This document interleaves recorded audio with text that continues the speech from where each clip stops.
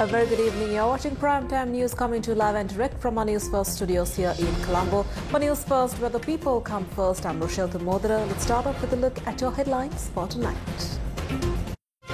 News First headlines. Main sponsor.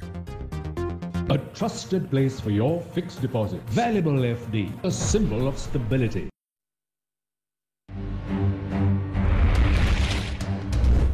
President's new cabinet of ministers sworn in includes Prime Minister Dr. Harini, 7 professors, 2 doctors, a lawyer, an engineer and 7 other graduates. President instructs new ministers on exercising power with accountability. මේ බලේ සීමාමායින් සහ මේ බලේ විසින් අපිට සෙල්ලම් කරන්න අපිට මේ බලේ විසින් අපිට හසුරුවන ලබා දී තිබෙන කොටුවේ ප්‍රමාණය අපි දන්නවා. New Democratic Front nominates Ravi Karunanayake to the national list in Parliament. Supreme Court issues interim injunction suspending release of the Grade 5 scholarship exam results. News First headlines. Main sponsor.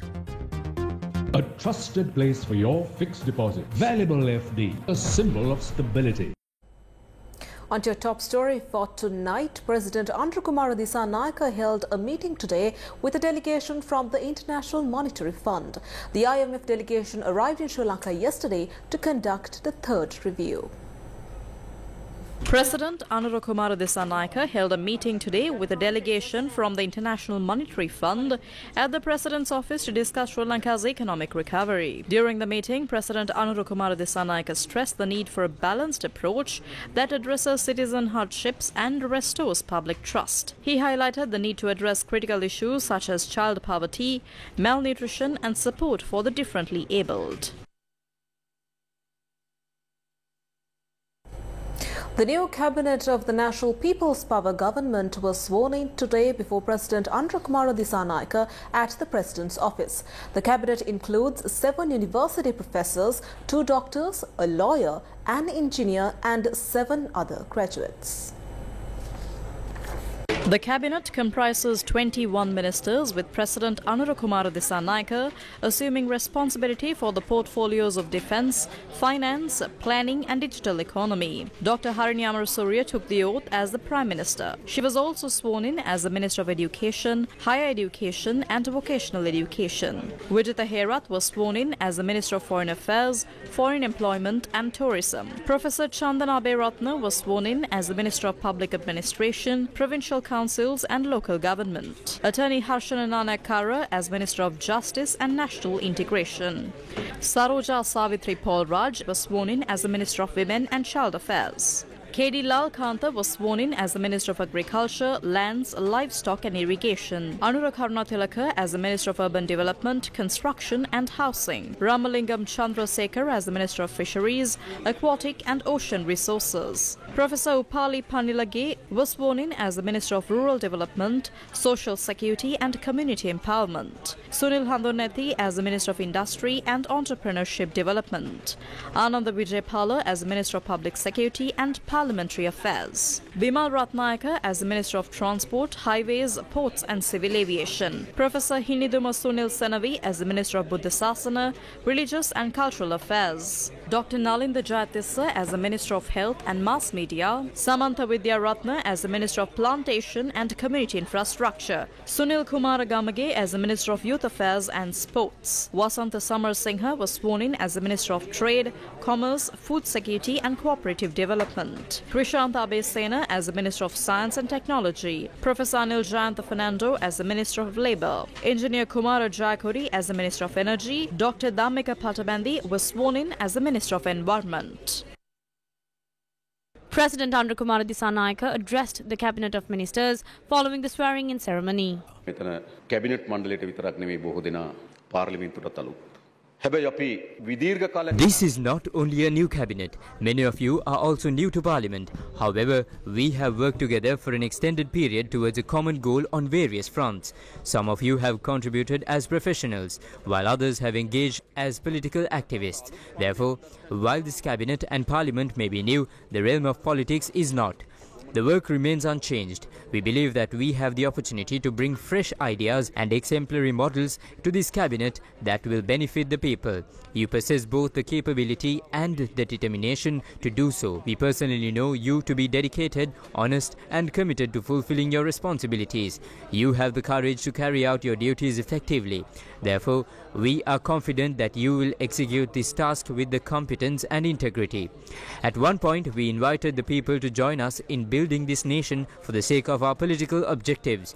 We had a shared vision, a collective set of noble goals, and we worked tirelessly to gain the power necessary to achieve them.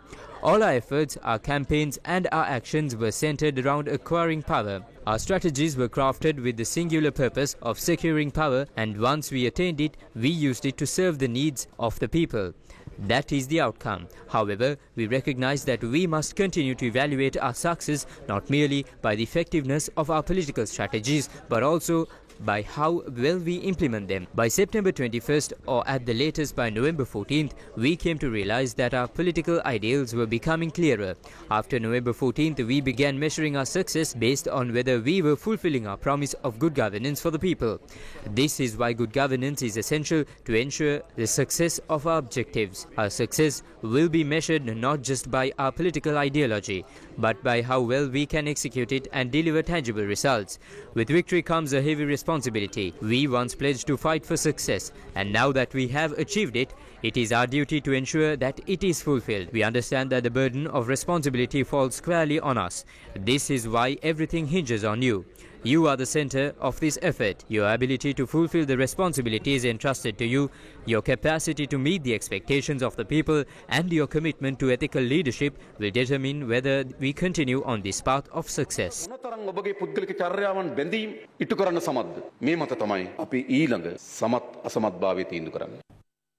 The President also expressed views on the Cabinet's responsibility to the people. අපිට ආකාර දෙකක වගකීමක් තිබෙනවා. එකක් පොදු ජනයාගේ අරමුණු සහ අපේක්ෂාවන් සඳහා තිබෙනවා. I believe that we are entrusted with the two core responsibilities. The first is to the public, to their goals and aspirations. The second is to the business community. We believe that power is something extraordinary. Power generates more power. Power expands power. And through power, it continues to evolve. However, as we have witnessed in history, there have been instances where power has become corrupt. This is a proven fact. In some cases, we have seen the rise of such corrupt powers that ultimately failed to deliver justice or benefits to the people. Instead, they served only to harm the nation and its citizens. Therefore, it is not surprising that some may view power as being potentially limitless once it is obtained. There is always the responsibility that unrestrained power can lead to societal harm. We must recognize that power has limits. We must understand where the boundaries of our power lie and how we can responsibly exercise it. Yes, we hold power, but it is not limitless. We must be aware of its boundaries and exercise it with the utmost responsibility. Our primary obligation is to ensure that the power we wield benefits both the people and the business community, while maintaining a fair and just balance. We must bear in mind that regardless of the extent of our power, it carries with it significant responsibility. We are accountable both to the people and to the business community. In conclusion, while you as ministers now hold considerable power, you must never forget that this power is not unlimited. It comes with boundaries and responsibilities. We trust that you will uphold this power wisely and use it for the greater good of the nation and its people. ඒ වගවීමක් තිබෙනවා සහ බලය බැඳීමක් තියෙනවා. ඒ ආරක්ෂා කරයි කියලා මම විශ්වාස කරනවා. The new cabinet of ministers gathered for a group photograph with the president following the swearing-in ceremony.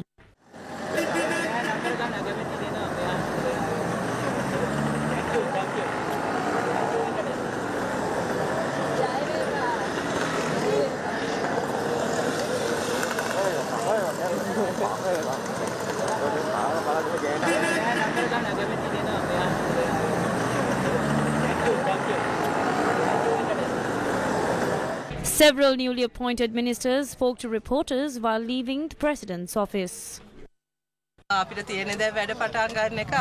We must begin our work. The mandate we received from the people signals a strong expectation for meaningful change. We are confident in this mandate, and with that confidence, we are now embarking on our tasks.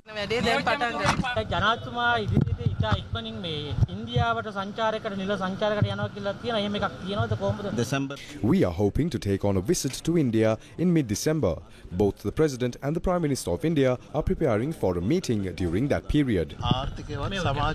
For both the economy and society to advance, the rule of law must be firmly established. I believe one of the central tasks entrusted to Anura by the people is to end corruption and ensure law and order.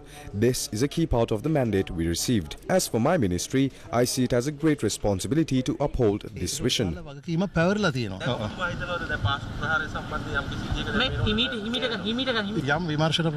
Investigations are underway in coordination with the Attorney General. One of our major promises is to ensure accountability for the attacks, and we are actively taking the necessary steps. Once I officially assume my duties in the coming days, I will give this issue the focused attention it deserves, as we are committed to fulfilling our promises. The people have entrusted us with the task of operating the country. Our goal is not only to reduce the prices of essential goods, but also ensure their availability without shortages. We are committed to providing the necessary infrastructure to achieve this. With the full support of the Cabinet, we will begin this work immediately. It's not just the egg traders. There are many individuals and groups hoarding goods to create artificial shortages. We are working to ensure that people can access affordable goods in a transparent and fair market. Our aim is to create a system where people can live with dignity and enjoy a high quality of life. We are committed to making the country a place where people can live happily and prosperously. Many plantation workers still lack proper housing, land and fair wages. These are areas that have been neglected for too long. We are committed to addressing these issues as they were once part of Thundaman's and Tigambaram's territory. We are ready to take on the challenge of improving these conditions and making a real difference for the workers in these regions.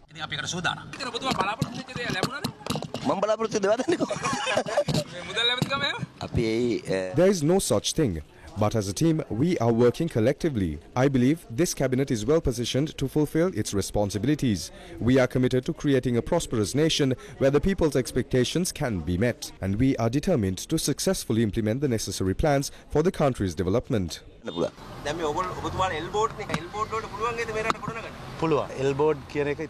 We can. The idea of an elbowed government is a weak concept. We should ask those who coined this term what they truly mean by it.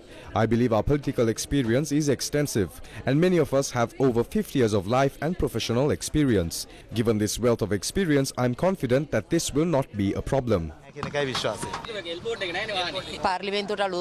Yes, it's true that there are new ministers in Parliament, but we are committed to working for the benefit of the women and children of Sri Lanka. This is a significant responsibility, and we are determined to do our best for them at this crucial moment.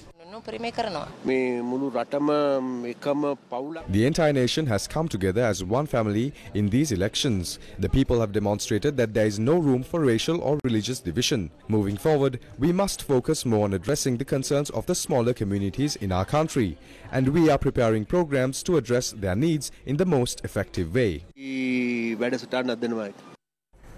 Several ministers officially assumed their duties this morning following the swearing-in ceremony. Prime Minister Dr. Harini Amarasuriya, after being sworn in, assumed her duties at the Prime Minister's office.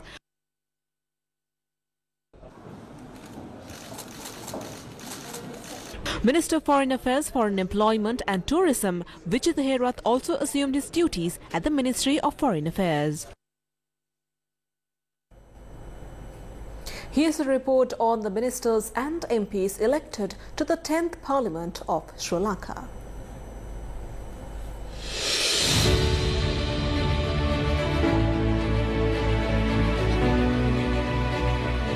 Parliament of Sri Lanka. Chandana Suryaratchi, Party National People's Power, District Colombo. Votes secured 63,387. Chandana Suryaratchi, born in Pittigala, Galle, is an alumnus of the Pittigala Indipalegoda Central College. He holds a degree in arts from the University of Kelaniya, where he also served as a president of the University Students' Union in 2000. In 2018, he served as a member of the Sithawaka Pradeshya Sabha. He is currently a leader of several professional unions.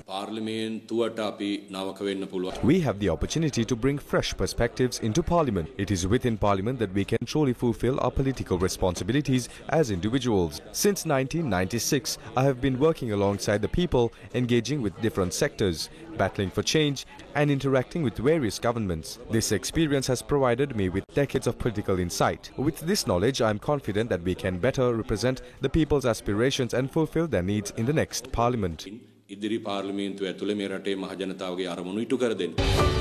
Thanura Harshana Dissanayake, Party National People's Power, District Kandy, vote secured 78,526. Thanura Harshana Dissanayake, a software engineer, is an alumnus of the St. Sylvester's College in Kandy. He is an active member of the Socialist Youth Union and also a member of the National Intellectuals Organization. We have taken over a country that has been devastated for over 6 decades. Nationally, our priority is to resolve the debt crisis, create new revenue streams, generate fresh employment opportunities and bring technological advancements to Sri Lanka through our diplomatic services. While this will take time, in the interim we will focus on addressing the immediate issues of facing the people. Nandana Millagala, Party National People's Power, District Kegol, vote secured 49,635. Dr. Nandana Millagala was the head of the Department of Social Sciences at the Rajarata University before being elected to Parliament. He holds a master's degree in communication from the University of Kelaniya and a PhD from the same institution. Our national program addresses key issues across various sectors in a comprehensive manner. In particular, we will immediately focus on solving the country's food security challenges, as well as addressing deficiencies in the healthcare sector, including shortages of essential medicines and medical equipment. We also plan to tackle the educational challenges at both higher education and school levels, aiming for national level solutions to these pressing issues. පාසල් මට්ටම අධ්‍යාපනයේ ශාස්ත්‍රයේ තියෙන ගැටලුත් ජාතික මට්ටමින් විසඳන්න බලාපොරොත්තු වෙනවා. Dr. Jagat Gunawardena, Party National People's Power, District Kurunegala, vote secured 81,864. Dr. Jagat Gunawardena served as a doctor in the state sector for 26 years. He is an alumnus of the St. Joseph Waz College in Vennapur and completed his medical degree at the University of Kelaniya. I spearheaded the significant campaign to bring the North Colombo Medical College under new government control. The sacrifices of the people and students were instrumental in making this possible. Now I feel a deep sense of duty to advocate for free education and free healthcare. As a public representative, I am committed to working towards these goals.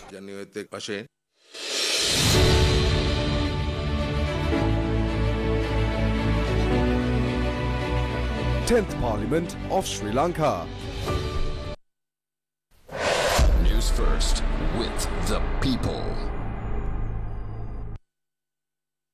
An extraordinary gazette has been issued announcing Ravi Karunanayake from the New Democratic Front, Namal Rajapaksa from the Sri Lanka Potujana Peramuna and P. Sathyangalingam from the Ilangai Tamil Arsu Katri as National List MPs.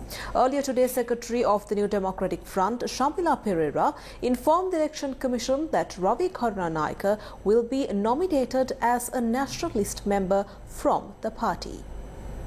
The Secretary of the New Democratic Front has informed the Election Commission in a letter that Ravi Karunanayake has been nominated to fill one of the party's 2 National List parliamentary seats. The letter also stated that the nomination for the second National List position will be announced in the coming days. The National Election Commission confirmed to News First that Ravi Karunanayake, a former finance minister, will enter Parliament as a National List member. The New Democratic Front, which contested the parliamentary election under the symbol of the gas cylinder, is an alliance led by former President Ranil Ranil Wickremesinghe and former Prime Minister Dinesh Gunawardena. The alliance includes several parties including the United National Party and a breakaway faction from the Sri Lanka Podujana Peramuna. Although the New Democratic Front secured only 3 seats in the parliamentary election, they were allocated 2 additional seats through the national list, based on the votes they received. The Supreme Court has issued an interim injunction today, halting the evaluation of answer scripts and released the results of the Grade 5 scholarship examination held on the 15th of September. The ruling was issued following the consideration of 4 fundamental rights petitions filed in relation to the scholarship examination. The petitions were taken up today before a 3-judge bench of the Supreme Court comprising Justices Preeti Padma Surasena, Achala Vengapulli and Mahinda Samewardana. Issuing the interim injunction, the bench directed Additional Solicitor General Viraj Dayaratna, representing the respondents, to consult the Commissioner General of Examinations and other relevant authorities regarding the possibility of invalidating the first question paper of the scholarship examination and reconducting it. The court further requested a detailed report on the matter. Attorneys appearing on behalf of the petitioners argued that the leakage of several questions during the scholarship examination held on the 15th of September had caused significant unfairness to candidates. They urged the court to grant the relief requested in the petitions, citing the injustice caused to their clients. The petitions are scheduled to be heard again on the 2nd of December. Sri Lanka Navy has seized nearly 38 kilograms of a substance suspected to be heroin. The Sri Lanka Navy, during a special operation on the high seas about 180 nautical miles west of Sri Lanka, intercepted a local multi-day fishing trawler suspected of smuggling narcotics. The operation, conducted by SLNS Nandimitra, resulted in the apprehension of 5 suspects linked to the illicit activity. The 5 individuals aboard the trawler were also apprehended and escorted to Galle Harbour for a detailed inspection earlier this morning.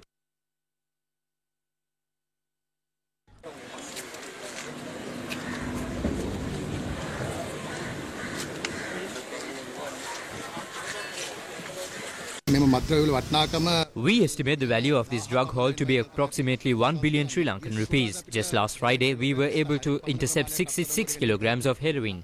Investigations are underway to determine if both seizures are linked to the same drug trafficking network. The Police Narcotics Bureau will continue with further investigations. The Navy said that both the suspects and the narcotics will be handed over to the Police Narcotics Bureau for further processing and legal action.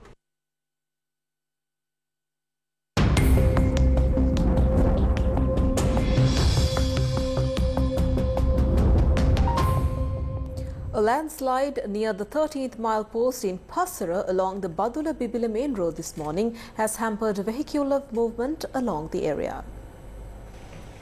Around 60 meters of the Badula Bibila main road is covered with rocks and debris, hampering vehicular movement in the area.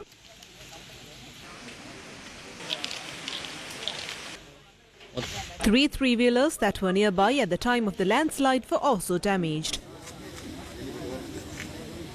As a result, vehicular movement from Badula to Bibile, Patiklo, Monaragala, Ampara and Mahawaya have been halted.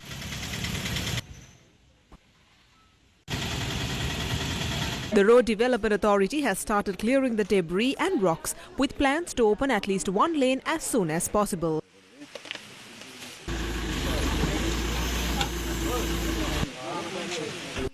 Badula District Secretary Prabhat Abewardena said that work is underway to reopen the road soon. We are making an effort to open at least one lane of the road as soon as possible.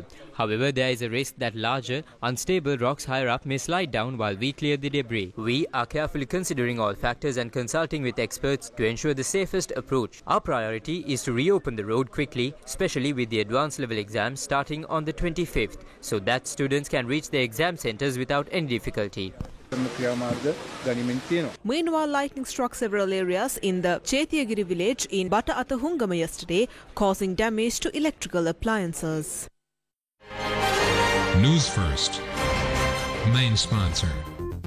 Generators for long-term rent. Multiways Engineering Private Limited. A trusted place for your fixed deposit. Valuable FD, a symbol of stability.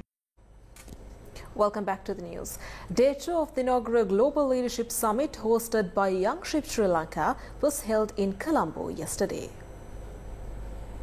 The second day of the inaugural Young Ship Global Leadership Summit hosted by Young Ship Sri Lanka took place in Colombo yesterday. The second day of the conference explored global economic trends affecting the shipping industry, innovative solutions shaping the maritime sector, and the evolving human capital requirements for the future of maritime. We all agree that automation and technology will be a driving factor going forward. It already is, and it's going to make a lot of changes happen, probably faster than most of us expect. Key skills for younger people, even existing people in the offices, will be digital proficiency, to be strong, to understand systems, automation, have some basic understanding of robotics, and also be able to run fairly complex software. In my view, I think a lot of these mundane and boring tasks will go away, and that will release a lot of workforce time and capacity that we then can use for more, call it more exciting things, maybe things that people want to actually work with. My view is that the younger people in shipping in the future will be leaders. There will be more leaders in shipping than today because you have access to more information, meaning that it's expected of you to actually take a decision. The conference is being held from the 16th of November until the 19th of November 2024. The Global Entrepreneurship Week Sri Lanka 2024, in collaboration with Ceylon Chamber of Commerce, was held in Colombo today.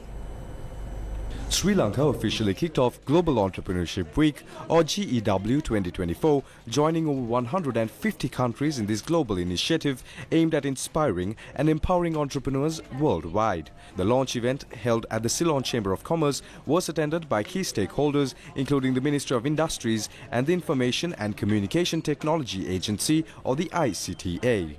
The Global Entrepreneurship Week, GEW, was founded in 2007. 37 countries had representatives at the announcement.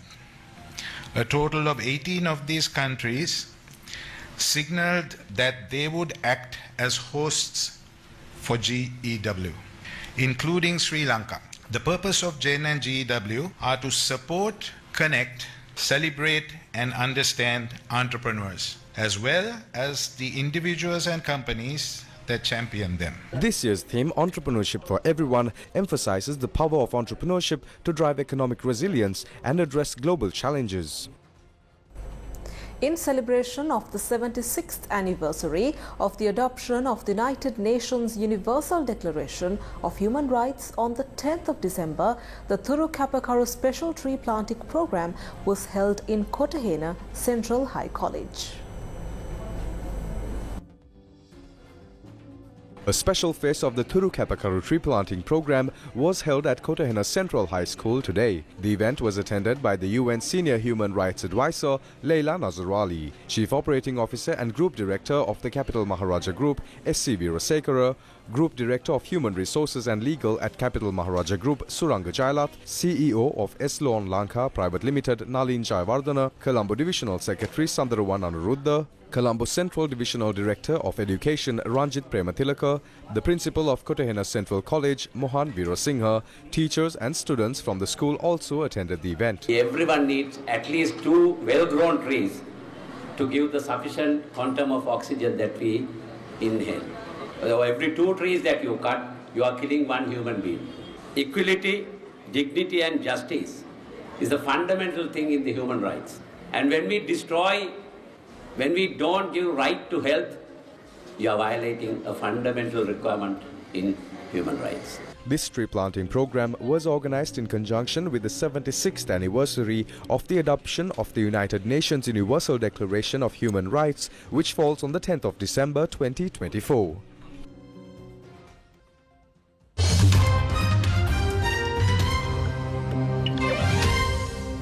On to news overseas, world leaders are in Rio for the Group of 20 Summit, or the G20 Summit, tackling global issues from climate action to sustainable growth. Ahead of the summit, President Biden made a historic visit to the Amazon.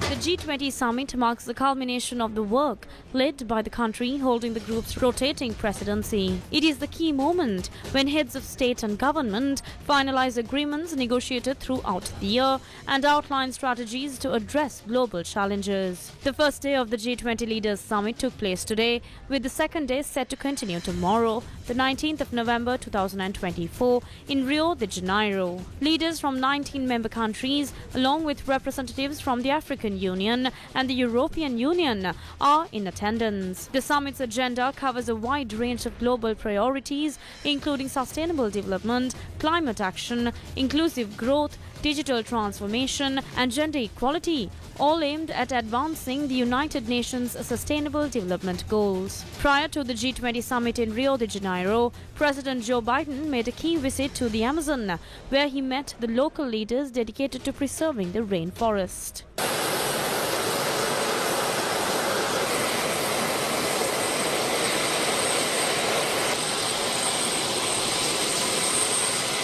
Proud to become the first sitting American president to visit the Amazon.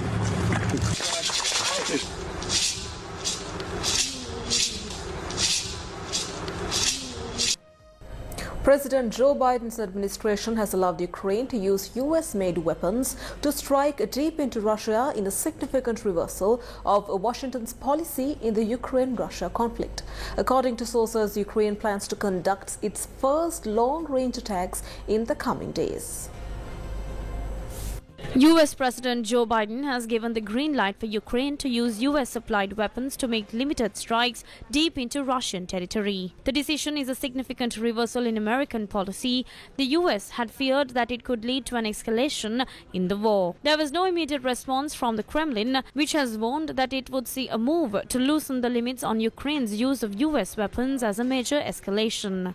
The move comes 2 months before President-elect Donald Trump takes office on the 20th of January and follows months of pleas by Ukrainian President Volodymyr Zelensky to allow Ukraine's military to use US weapons to hit Russian military targets far from its border. The change comes largely in response to Russia's deployment of North Korean ground troops to supplement its own forces, a development that has caused alarm in Washington and Kiev. For months, Kiev has been urging its allies to lift restrictions on the use of long-range missiles, and the US decision should also allow the UK and France to grant Ukraine permission to use long-range missiles they supplied. Ukraine has argued that following the country to use Western weapons inside Russia itself will allow it to target the bases where Russia has been launching aerial attacks on Ukraine. According to foreign media, Ukraine's first deep strikes are likely to be carried out using ATACMS rockets, which have a range of up to 190 miles. Ukraine's response. Ukrainian President Volodymyr Zelensky said in his evening address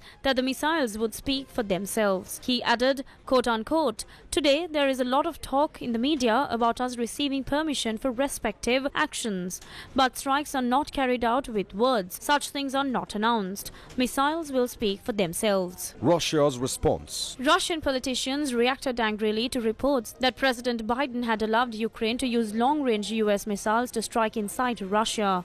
In recent months, the Kremlin has made its message to the West crystal clear, warning that it would see a move to loosen the limits on Ukraine's use of US weapons as a major escalation. In September, President Putin warned that if this were allowed to happen, Moscow would view it as the direct participation of NATO countries in the Ukraine war.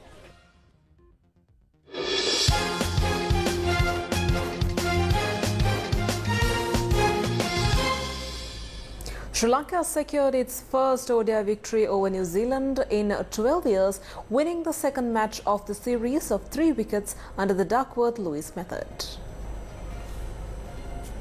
Sri Lankan captain Charith Asalanka won the toss and opted to bowl first. New Zealand's openers Will Young and Tim Robinson took to the crease. Due to rain interruptions, the match was reduced to 47 overs per side. Mark Chapman top scored for New Zealand with 76 runs. Mitchell Hay contributed 49 runs. A brilliant spell of bowling by Avishka Perera resulted in the dismissal of the 3 New Zealand batsmen, including Chapman. Mahesh Deekshana and Jeffrey Vanderse took 3 wickets. New Zealand batting first were bowled out for 209 runs. In reply, Sri Lanka's top order collapsed and they were 132 for 6. Kusal Mendes, who remained unbeaten, scored 74 runs. Mendes was joined by Mahesh Theekshana, who was also not out, contributing 27 runs. Sri Lanka successfully chased down the target in 46 overs, losing 7 wickets in the process. For the third ODI, Sri Lanka has made several changes to the squad, with Kusal Mendes, Pathum Nissanka, Kamindu Mendes and Asitha Fernando being rested in preparation for the upcoming Test series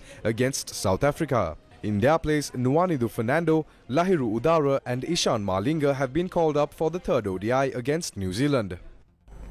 And that's a wrap of Primetime News for tonight. Thank you for joining us. Good night.